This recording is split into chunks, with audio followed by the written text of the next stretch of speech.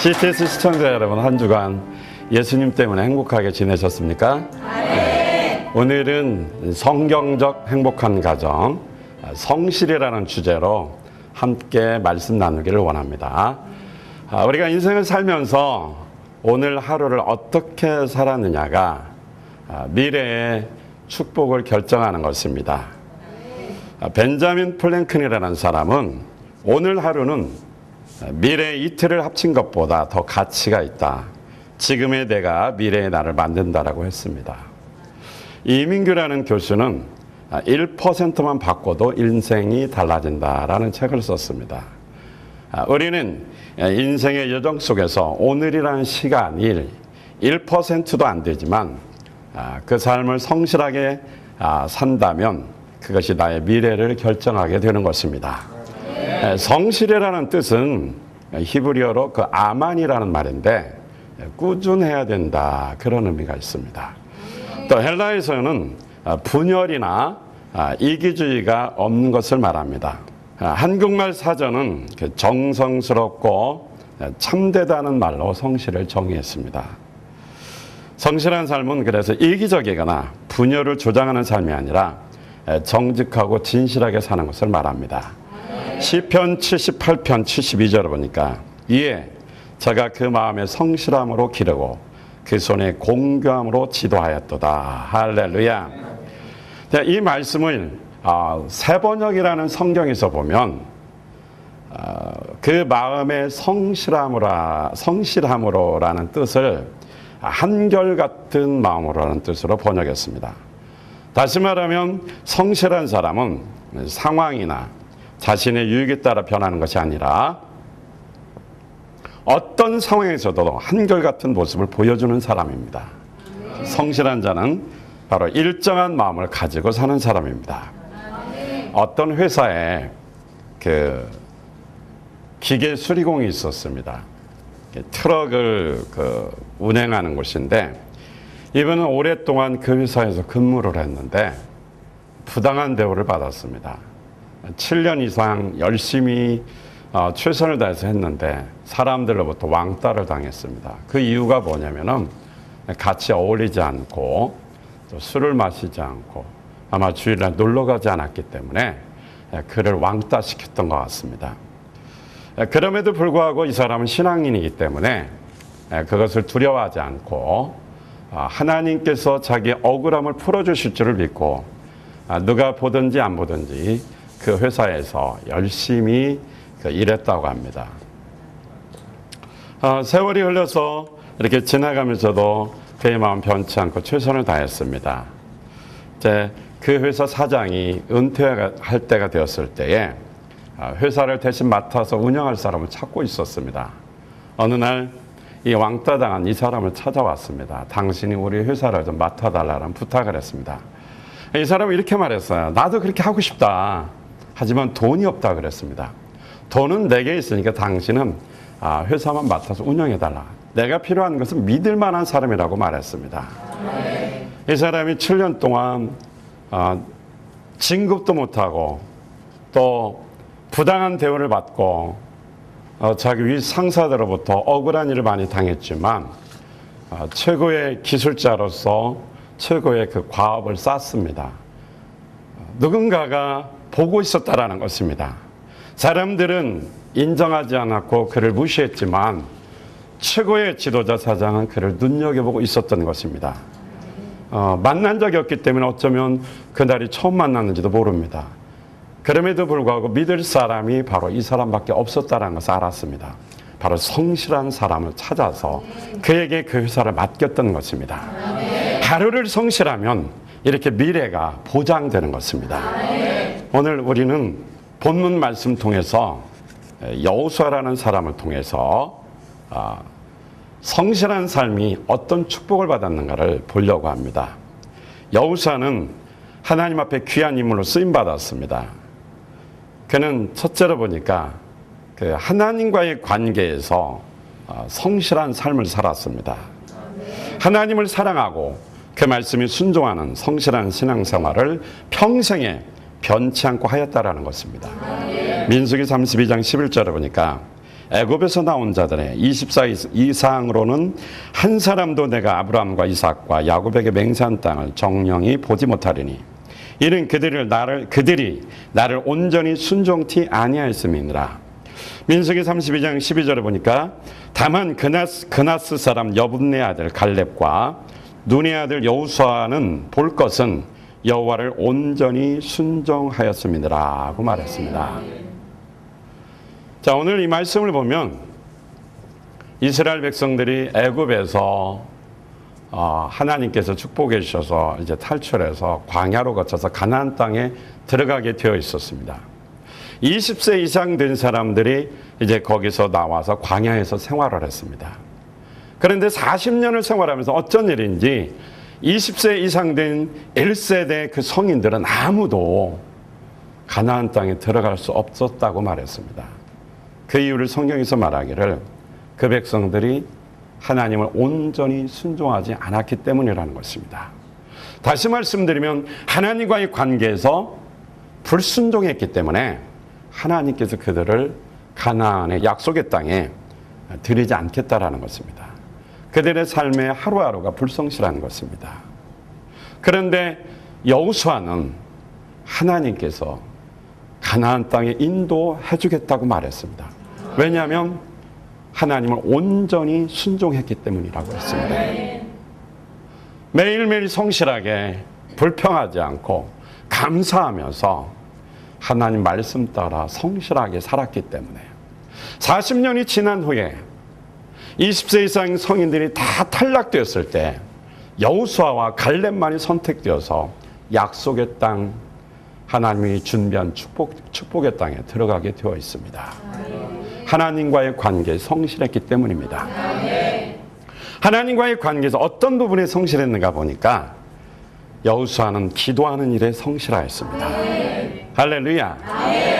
출애굽기 33장 11절에 보니까 사람이 그 친구와 이야기한 같이 여호와께서는 모세와 대면하여 말씀하시며 모세는 진으로 돌아오나 그 수종다 눈의 아들 청년 여호수아는 회막을 떠나지 아니하니라.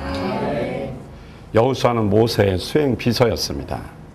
모세를 수종 들면서 항상 함께 다녔습니다.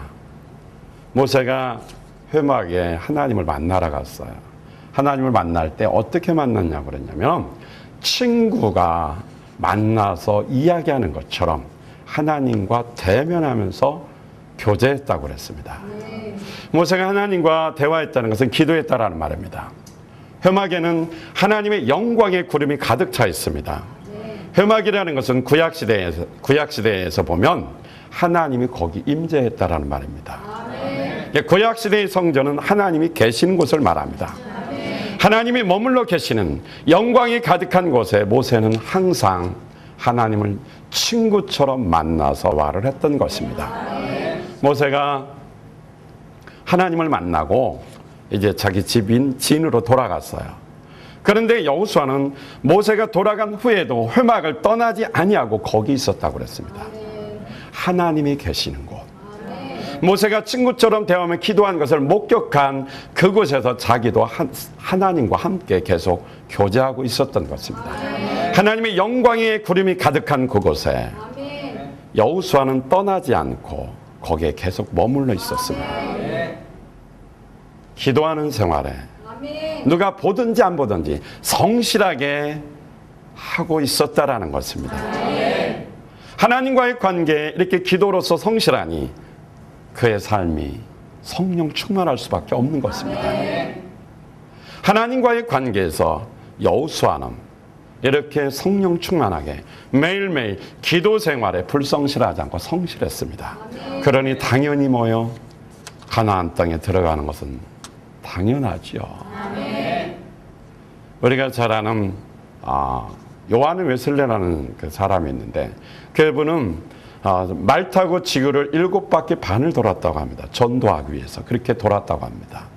그런데 그가 그렇게 훌륭하게 쓰임받았던 이유는 그의 어머니 수산네 때문이었습니다.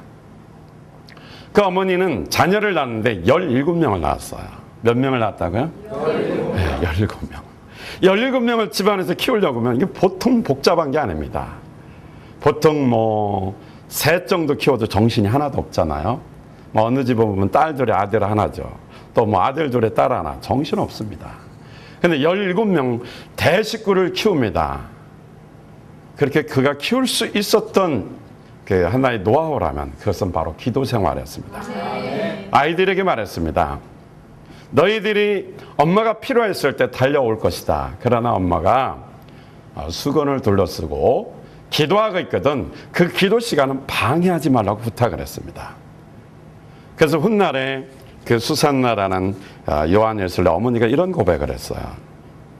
하나님 손에 맡기는 것이 불완전한 내가 키우는 것보다 더 낫지요. 그래서 나는 기도로 하나님께 아이들을 늘 맡기곤 하였습니다. 기도하고 주께 맡긴다는 것은 방임을 의미하는 것이 아닙니다. 자녀의 주인이 하나님이심을 인정하고 하나님의 생각과 도움을 늘 구하는 것이 기도입니다. 하나님의 생각, 하나님의 가치관, 하나님의 마음으로 키우는 것이 나의 생각과 가치관보다 100배 낫습니다. 17명의 자녀를 키우는 방법은 바로 기도였습니다. 엄마가 하나님과의 관계에서 기도하고 성령 충만하니까 아이들을 훌륭하게 키울 수 있었고, 그 중에 찰스 웨슬레, 요한 웨슬레는 세계적인 전도자로 하나님의 종으로 쓰임받았습니다. 우리가 자녀를 양육하기 위해서 부모들이, 엄마들이 해야 될 것은 뭐냐? 하나님과의 관계가 우선순위가 돼야 됩니다. 특히 기도 생활에 성실해야 됩니다. 우리가 아무리 현대 생활에 바빠도 회막을 떠나지 않고 그곳에서 하나님과의 관계를 성실히 했던 여호수아처럼 여러분도 예수 그리스도인들이 모인 그 모임의 자리, 교회에 와서 성실하게 충성하고 기도 생활을 해야 될 것입니다. 교회 중심으로 신앙생활을 해야 될 것입니다. 하나님 나라 중심으로 신앙생활을 해야 될 것입니다. 그러면 성실한 삶이 되니까 하나님 앞에 행복한 가정이 될 수 있을 것입니다. 두 번째로 여호수아는 말씀 묵상 생활에 성실했습니다. 여호수아서 1장 8절에 보니까 이 일 법칙을 내 입에서 떠나지 말게 하며 주야로 그것을 묵상하여 그 가운데 기록한 대로 다 지켜 행하라. 그리하면 내 길이 평탄하게 될 것이라 내가 형통하리라 하고 말씀했습니다. 여호수아는 평생에 모세를 수중 들면서 모세가 하나님과 깊은 교제하는 것을 옆에서 항상 지켜봤습니다. 하나님께서 모세에게 말씀하시는 것을 그는 목격했습니다. 말씀의 중요성을 너무나 잘 알고 있었을 것입니다. 이런 모습 속에 성장하고 성숙한 여호수아는 말씀의 중요성을 인식하고 있었는데 그때 하나님께서 여호수아에게 말했습니다. 내 입에서 말씀을 뭐하게 하지 말라? 떠나지 말게 하라고 했습니다. 그 말씀을 주야로 깊이 깊이 생각하고 그 말씀을 어떻게 실천할 것인가 묵상하라고 그랬습니다. 그러면 뭐요? 내가 가는 길이 평탄하게 될 것이라. 또 너희 앞길에 장애물이 없고 말씀에 순종하면 형통하게 모든 일이 다 이루어질 것을 하나님께서 여호수아에게 직접 말씀해 줬습니다. 내가 밟는 땅을 다 주겠다고 또 말했습니다. 모세에게 말했던 것 같이 여호수아 1장 3절에 보면 그랬어요.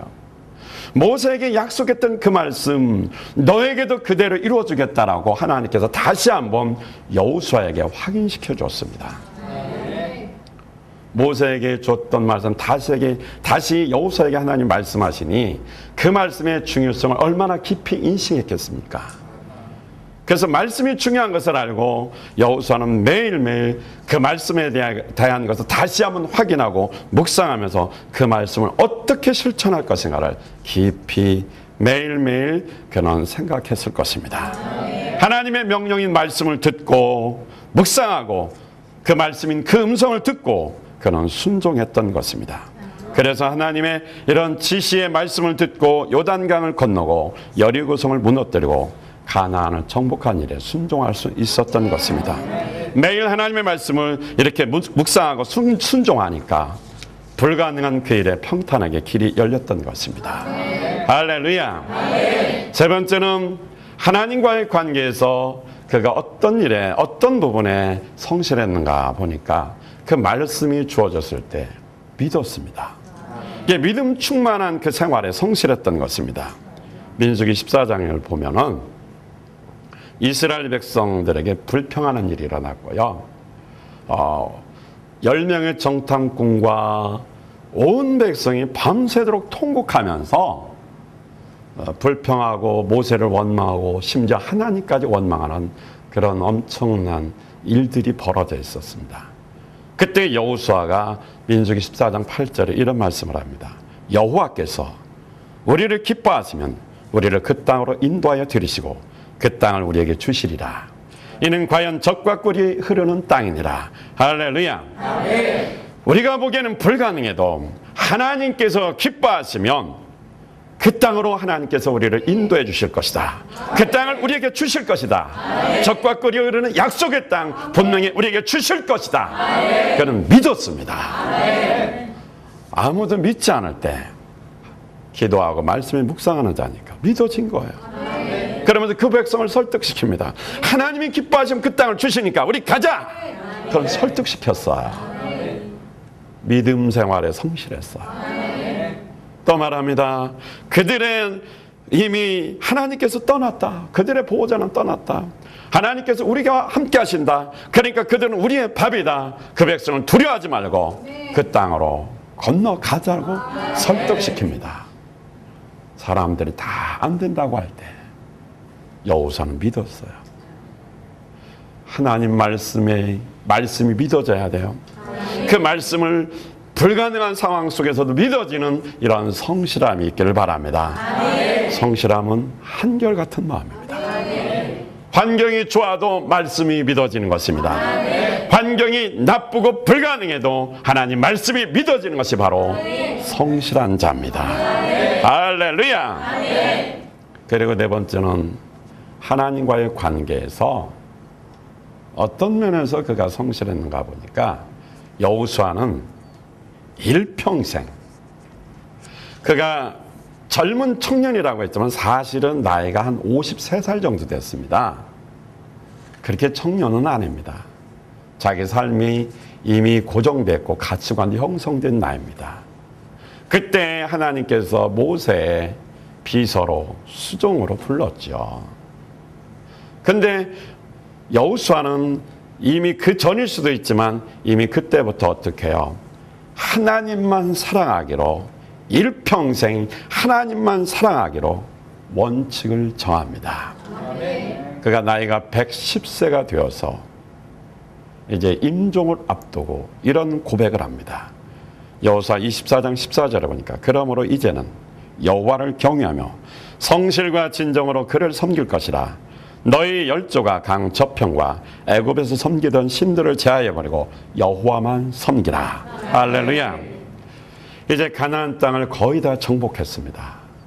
그러다 보니까 백성들이 느슨해지기 시작했어요.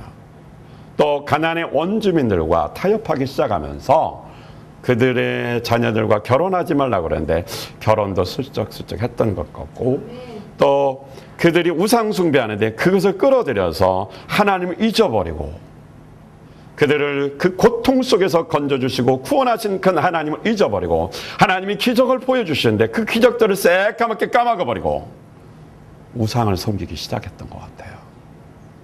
그때 여호수아가 말합니다. 나와 내 가정은 하나님만 섬기겠다. 여호수아 24장 15절에도 너희도 오늘날 섬길 자를 선택하라.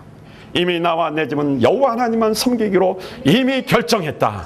원칙을 정했다. 그러니 너희들도 하나님만 선택해서 복을 받든지 아니면 가나안 우상을 숭배해서 멸망당하든지 둘 중에 하나를 선택하라고 말했습니다.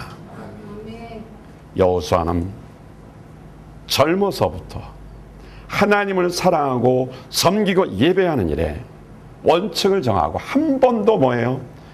변하지 않고 성실하게 하나님을 사랑했습니다. 어려울 때도 하나님을 사랑했습니다. 위기가 닥쳤을 때도 하나님을 사랑했습니다. 온 백성이 안 된다고 불평하고 원망할 때도 여호수아는 하나님을 사랑하고 그 말씀을 믿는 일에 조금도 변함없이 한결같았습니다. 일정한 마음을 가졌습니다. 성실했다 이 말씀입니다. 할렐루야. 하나님께서 그 백성들을 낮에는 구름 기둥으로 인도하셨고 밤에는 불 기둥으로 인도하셨습니다. 때로는 그의 적들이 올 때 여왕벌을 보내서 물리치기도 하셨고요. 물이 없을 때는 반석에서 물을 나게 해서 물을 주셨습니다.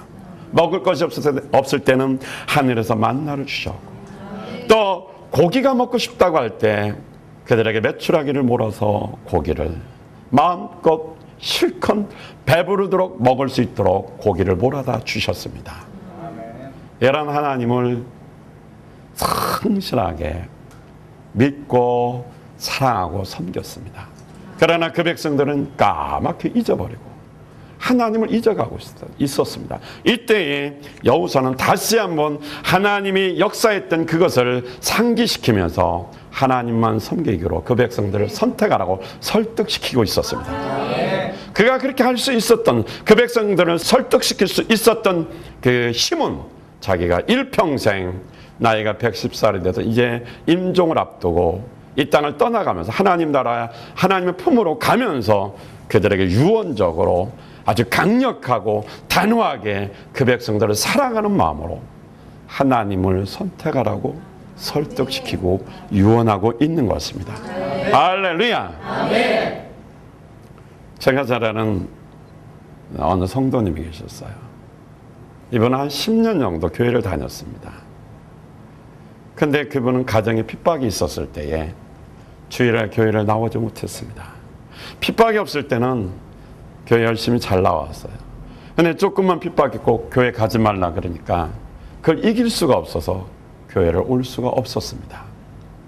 어느 날 그가 마음속에 결심했어요. 이제는 주일날은 하나님을 사랑하겠다. 주일날은 어떤 일이 있어도 하나님을 예배드리겠다는 그런 원칙을 세웠습니다. 결심을 했습니다. 어느 날 핍박이 더 심해졌어요. 자녀들은 아무도 교회 못 나가게 했습니다. 근데 웬일인지 그 남편 되시는 분께서 이렇게 말했어요. 너는 교회 나가도 된다. 그렇게 말해주는 거예요. 그래서 주일이 돼서 진짜 교회 왔어요. 교회 갔다 가니까 어디 갔다 왔냐고 묻더랍니다. 교회 갔다 왔다 그럽니다. 교회 갔다 왔다고 말했답니다. 그래서 왜 가냐고 그랬더니 당신이 교회 가라고 말했지 않느냐. 그러니까 아무 말 하지 않더랍니다. 그리고 나서 새벽 기도도 나오기 시작합니다. 주일날 교회도 못 나왔는데 자기 마음속에 어떤 일이 있어도 하나님을 사랑하겠다 결심했어요. 교회 오는 길이 열렸어요. 더 감사하고 기적 같은 일은 새벽 기도도 나왔어요. 그것도 말하지 않습니다. 이제 어느 날인가 자녀들도 나올 것입니다. 조금 있으면 그 남편도 나와서 구원받을 것입니다. 일평생 하나님을 사랑하고 내가 주일은 하나님 앞에 예배하겠다라는 원칙을 정하고 결심하면 그 믿음 때문에 하나님이 도와주십니다. 그의 성실함 때문에 하나님이 축복해 주시는 것입니다. 할렐루야. 이렇게 여호수아는 일평생 하나님과의 관계에 성실했기 때문에 그는 하나님 앞에 쓰임받는 놀라운 축복을 받았다는 것입니다. 가나안 땅에 아무도 들어갈 수 없을 때 하나님을 온전히 성실하게 사랑하고 쫓았기 때문에 하나님과의 관계에 성실했기 때문에 오직 어떻게 여호수아와 갈렙만 1세대에 선택되어서 가나안 땅에 갈 수 있었고 그들을 이끌고 가는 영적인 지도자로 쓰임받았던 것입니다. 하나님과의 관계에 성실한 자 축복을 받습니다. 하나님과의 관계에 성실한 가정, 행복한 가정으로 그 자녀와 또 저와 여러분 우리 모두가 하나님 앞에 쓰임받으니 얼마나 행복하겠습니까? 이런 행복이 넘치시기를 성실함을 통해서 행복한 가정, 행복한 여러분 되시기를 주님의 이름으로 축원드립니다. 할렐루야.